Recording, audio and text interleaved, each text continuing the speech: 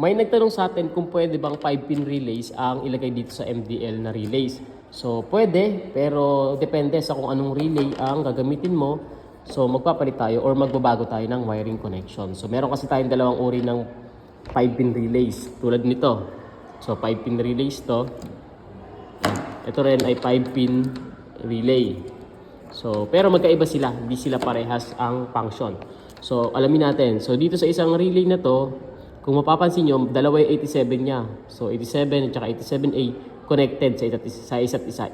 Kapag ito ay na-trigger, so magkakaroon ng connection doon sa dalawang 87. Dito naman is hindi sila magka-connect. So magkahiwalay yung 87 at saka 87A. So ngayon dito kapag na-trigger naman si 86 tsaka, or si 85 papuntang 86 is magpapalit ng connection. So ma-open yung isa naman doon naman lilipat ang connection. So para mas maintindihan, meron tayo ditong diagram ng ating relay. So ito yung isa na relay which is ito. Ito yung gamit nating relay na kung saan merong normally closed at normally open. So once na walang daloy ang kuryente dito sa trigger natin na 85 at 86, so ang connection from number 30, dire-diretso ang kuryente papuntang 87. So continuous yan. Ngayon kapag nag-switch ka at may dumaloy naman dito sa ating 85 papuntang 86, bababa, papalit. So magkakaroon ng connection si 87A, mawawalan ng connection si 87. So nagpapalitan. Hindi tulad nito ng ganito, na 5-pin relays na ganito.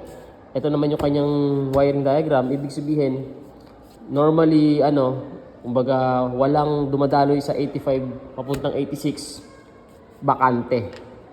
So naka-off siya. Ngayon, once na may dumaloy na dyan, nag-switch on ka na, so saka naman siya papalo, magkakaroon ng connection si 87 at si 87A. So sabay, magkadugtong tong dalawa.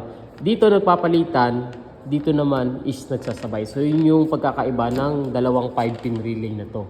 So ngayon, ano ba ang gagamitin mo? Or ano ba yung binili mo? So kung ang binili mo ito is wala ka na masyadong babaguhin dito sa ating wiring diagram. Ang gagawin mo lang is wag mo nang lalagyan yung isang terminal. So ito, bakante na siya. Bakante, wag mo nang lagyan ng wire. So ganito pa rin yung iyong wiring diagram.